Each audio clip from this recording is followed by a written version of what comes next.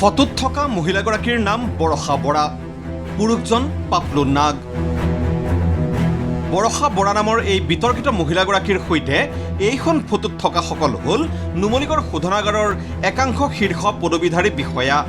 বিষয়াগণৰ লগত দেখি বৰষা বৰাকো NRLৰ কোনো বিষয়া বুলি ভুল নকৰিব। আচলতে NRLত চাকৰি দিম বুলি নিবনুৱাৰ পৰা ধন সৰকোৱাৰ অভিযোগত সম্প্ৰতি জামিনতহে আছে এইগৰাকী মহিলা বৰষা বৰা। কিন্তু তাৰ পাছতো বৰষা বৰাক লগত লৈ NRLৰ বিষয়াৰ ফটোৰ বাবে এই পজ কিয়? এই প্ৰশ্নৰ উত্তৰ এতিয়াও পোৱা নাই NRLৰ সমীপৱৰ্তী দৈগ্ৰুং অঞ্চলৰ ৰাইজে। ইয়াৰ মাজতেই সংঘটিত হ'ল এক মাৰপিটৰ ঘটনা। বৰষা বৰাৰ বৰ্তমানৰ স্বামীয়ে প্ৰহাৰ কৰিলে হিৰু গগৈ নামৰ এই লোকজনক। কিয়? মানে চুৰি লাইন লগাই পেলাই মানে ৱেল্ডিং মানে মাৰি আছিলে মানে। সকলোকে মানে মনা কৰিলোঁ মানে যে একদম ফ্ৰিজ আছে, মটৰ আছে, টিভি আছে, সেইবোৰতো উৰি যাব। তাত মই তেনেকৈ শাহুৱেকৰ কথাবোৰ ক'লোঁ মানে। শাহুৱেকে মানে ফোন কৰি দিলে। তাৰপিছত এই পুতেকৰ মানে বৌয়েক আহিছে, মোক আহি মানে দম দিছে মানে। দম দি পেলাই তেওঁলোকে মোক মানে ভাৰ কৰিছে মানে, হাতত মাৰিছে, ভৰিত মাৰিছে মানে, ৰডে মাৰিছে মানে। এটা গোট খুলি নিবনুৱা সংস্থাপন দিব বুলি প্ৰজেক্ট জমা দি NRLৰ CSR পুঁজি সৰকোৱাৰ পৰিকল্পনা কৰিছিল বৰষা বৰা আৰু স্বামী পাপলু নাগে। উদ্যোগ স্থাপন কৰিবলৈ এইগৰাকী স্বামীহাৰা মহিলাৰ মাটিত আৰম্ভ কৰিলে কাম কাজ। টোপ দিলে তেওঁৰ দখলীকৃত মাটি নামজাৰি কৰাই দিয়াৰ। বৰষাই এনেকুৱা প্ৰলোভন দেখুৱাইছে, নামজাৰি উঠাই দিম বুলি। মই তেতিয়াহ'লে ক'লো বোলো তুমি যদি পাৰা, তোমাৰ যদি হাত আছে, তুমি উঠাই দিয়া। ঘৰটো বনাই দিলে, কিন্তু পইচা পাতি কোনো আজিলৈকে কোনো হেৰি নাই। ফেক্টৰী বনাম বুলি কৈছে। তেতিয়া ফেক্টৰী যদি তুমি বনোৱা, মই বোলো তেতিয়াহ'লে বনোৱা, আমাৰ হেৰি কৰা, যদি মোক ভাড়া দিব লাগিব। মোৰতো একো পইচা পাতি একো হিচাপেই নাই, পইচা পাতি একো নামেই নাই। কিন্তু গৃহ নিৰ্মাণৰ লগতে উদ্যোগৰ কাম কৰিবলৈ বিদ্যুৎ চুৰি কৰি ধৰা পৰাৰ পাছতেই হিৰু গগৈক প্ৰহাৰ কৰাৰ পাছত ৰাইজ এতিয়া ক্ষোভিত। আৰক্ষীয়ে অৱশ্যে আটকো কৰিছে বৰষা আৰু পাপলুক।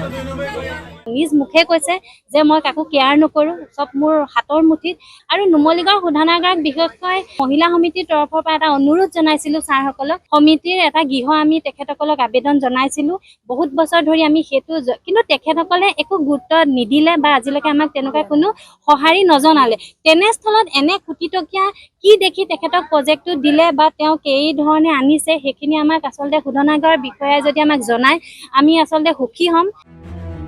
ইফালে দৈগ্ৰুঙৰ কেতবোৰ পুৰণি গছত বেৰা দিয়াৰ নামত বৰষা বৰাই NRLৰ CSR পুঁজিৰ পৰা সৰকালে 9 লক্ষাধিক টকা।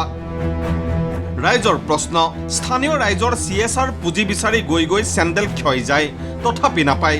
কিন্তু বৰষাই পালে কেনেকৈ? বহুত মহিলাসকল আমাৰ এটা ইণ্ডাষ্ট্ৰি এটা আছে নুমলীগড় ৰিফাইনাৰী, তালৈ যায়। কিন্তু আজি চেণ্ডেল বা কাপোৰ ফালি গৈছেগৈ, কিন্তু আজি পৰ্যন্ত আমাৰ মহিলাসকলে আজিলৈকে নাপালে। এগৰাকী মহিলা ইয়ালৈ বোৱাৰী হৈ অহা আজি 2-3 মাহ হৈছে। সেই মানুহগৰাকীয়ে ফোন কৰিলে যে কিবা বিভিন্ন ধৰণৰ আঁচনিবিলাক পায়, মই সেইটোহে আমি আচৰিত হৈছোঁ। কি শক্তি আছে নাজানো, কোন অফিচাৰ জড়িত আছে নাজানো, তদন্ত কৰিম, চাম কোন আছে মোৰ লগত। বৰষাৰ মতেই হেনো চলে NRLৰ একাংশ বিষয়া। বৰষাই নিবিচাৰিলে মুকলি নহয় NRLৰ CSR পুঁজিৰ ধন। ৰহস্য কি? প্ৰশ্ন দৈগ্ৰুংবাসীৰ। যিখন প্ৰাথমিক স্কুল, এই বাউণ্ডেৰীটো বনাবৰ কাৰণে NRLৰ মিণ্টু সন্দিকৈ, বৰষা বৰা, পাপলু নাগ আহি একেবাৰে চাই মেলি অলৰেডি হৈ গ'ল। হেডমাষ্টৰক ক'লো যে এটা কথা কিছু এইটো কিন্তু তাইক আমি কৰিবলৈ নিদিওঁ, নিবনুৱা ল'ৰাক আমি কৰিবলৈ দিম। তাৰপিছত তাই কি কৰিলে, সেই পুঁজিটোকে বন্ধ কৰি পেলালে। আচৰিত কথা সেইটোৱেই, আচলতে ইমানেই ক্ষমতা আছে NRLত, তাই সেই পুঁজিটোও বন্ধ কৰি দিলে তাই কৰিবলৈ নোপোৱাৰ কাৰণে। তাইৰ লগত মিণ্টু সন্দিকৈ আমি একেলগে অহা দেখিছোঁ, তাইৰ লগত গা গাই অহা দেখিছোঁ, মই নিজ চকুৰে দেখিছোঁ। দৈগ্ৰুঙত দাদাগিৰি চলোৱাৰ অভিযোগত ৰাইজে ইতিমধ্যেই বৰষাক গ্ৰেপ্তাৰৰ দাবীৰে স্মাৰক পত্ৰ জমা দিছে প্ৰশাসনক। যেতিয়ালৈকে তেওঁ বৰষা বৰা আৰু পাপলু নাগে আমাৰ দৈগুঙৰ ৰাইজৰ ওচৰত ক্ষমা নিবিচাৰে, তেতিয়ালৈকে আমি তেওঁলোকক কোনো দোকান পোহাৰ খুলিবলৈ দিয়া নহ'ব। যি বেদখল মাটি দখল কৰি তেওঁ ফেক্টৰীটো বনাইছে, সেই বেদখল মাটি কিন্তু মুক্ত কৰিব লাগিব। যেতিয়ালৈকে এৰেষ্ট নকৰে, এইটো বিষয় লৈ পেলাই যেতিয়ালৈকে ৰাজহুৱাভাৱে তেওঁক ক্ষমা নোখোজে, তেতিয়ালৈকে আমি তেওঁলোকৰ প্ৰতিখন অনুষ্ঠান মানে প্ৰতিষ্ঠান যিখিনি দোকান বজাৰ আছে বন্ধ ৰখা আমি সিদ্ধান্ত লৈছোঁ।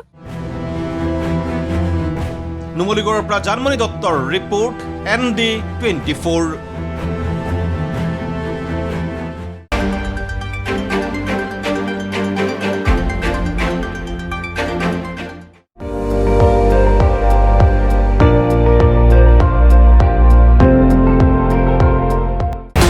আপুনি চাই আছে ND24 সৰ্বশ্ৰেষ্ঠ নহয় সৰ্বোত্তমৰ দৌৰা।